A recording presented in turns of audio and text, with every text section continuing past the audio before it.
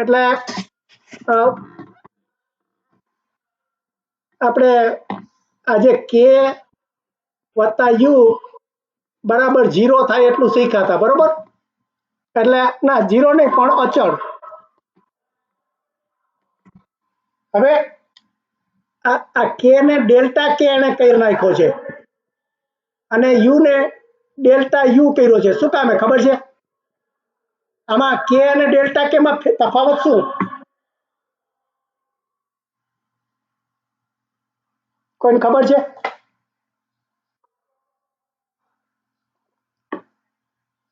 જો આપણે હે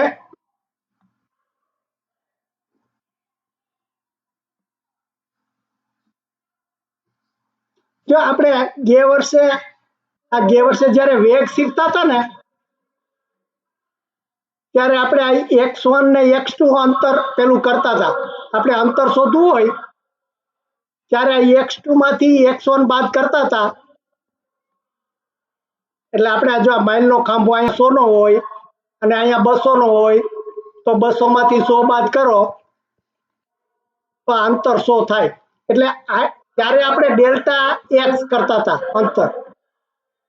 ડેલ્ટા એટલે તફાવત. ડેલ્ટા એટલે તફાવત.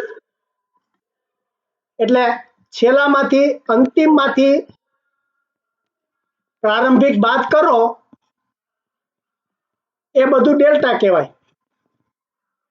એટલે તમારે પછી આ ઉર્જા હોય કે અંતર હોય કે સમય હોય કે ગમે તે, એટલે અહીંયા આપણે આ ઉર્જાની વાત કરીએ છીએ. એટલે કે ધારો કે આ એક વસ્તુ છે, પથ્થર તમારા ઉપરથી પડે, અહીંથી માપ લીધું હોય, આપણે શીખ્યા હતા આ H1 હોય, આ હાઈટ H2 હોય, અહીંયા ગતિ 0 હોય તો અહીંયા ગતિ v1 થાય. તો અહીંયા જે mgh કરીએ આપણે તો અહીંયા H2 વાપરીએ, આ હાઈટ ઉપર mgh1 થાય તો આ mgh2 માંથી mgh એટલે આ બે કઈ શક્તિ કહેવાય? આ યુ કહેવાય, બરોબર ને? એટલે એનો જો તફાવત કરીએ આપણે આ mgh1 માંથી mgh2 જાય તો આને આ ડેલ્ટા યુ કહેવાય. શું કહેવાય?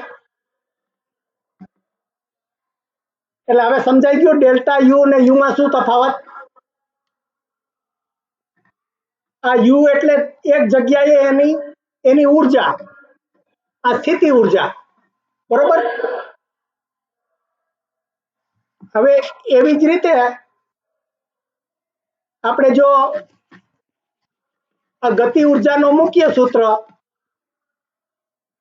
તો અહીંયા આ 1/2 mv² mv1² કરીએ અને અહીંયા 1/2 mv2² કરીએ. આને જો આપણે K1 કહીએ, આને K2 કહીએ